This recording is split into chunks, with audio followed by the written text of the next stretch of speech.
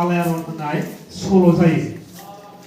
सानजा Alayaron बे रोखोम होननायजोंनो बे Alayaron माबाया मा होनो फिल्मा स्टार्ट जायो आरो दा जेब्लानाखि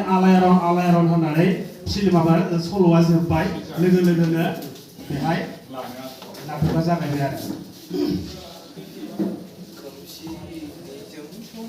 जायखिया गोरोन्थि जायोबा निमाहा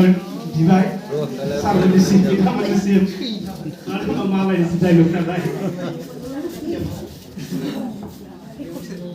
सामलायथ' गोसोआव दंखायोना नङा माखौ एसेबाबो Alayaron नायनि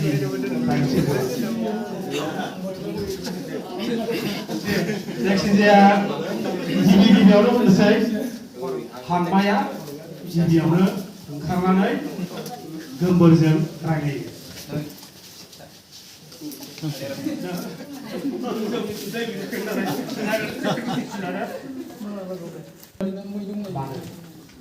ओरैनो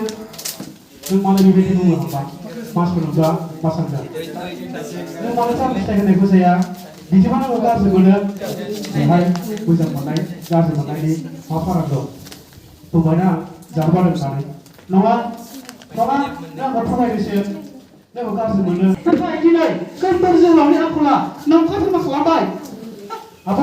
नोंनि गोसोआ मानो एफा गाज्रि आंनिया मा नोंनिया गावनि गोसोआ गाज्रिखायनो जेरावबो गाज्रिखौ नुयो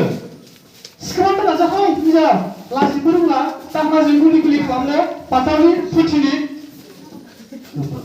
हांमोन जायाबा हाया जाया बेनो नोंनि गोदै गोदै रावजों फावफान्दायनायाव बिनि गोसोआ फांनि जानो हमदों हायदा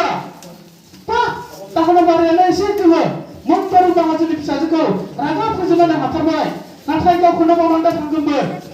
नों सासे दाहोनाल' नङा नों सासे बान्दासो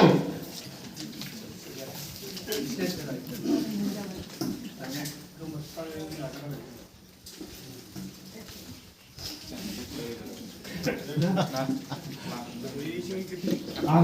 मोनसे खोथा सानबायमोन मबाइल मा खोथा माबा हाखौ थाला थुला फानखानायानो साबसिनसै नामा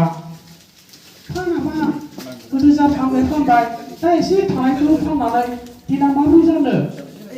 फाननोथ' नांलिया बेखौ आंबो मिथिगौ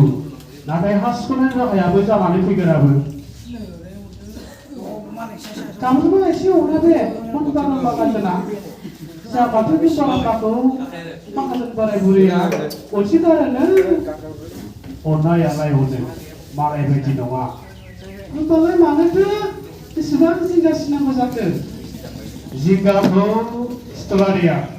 गाबोन अखा नायब्लानो मोनबारो माहाजोनाव थांनानै बे 500 रांखौ बिस्राहैदिनि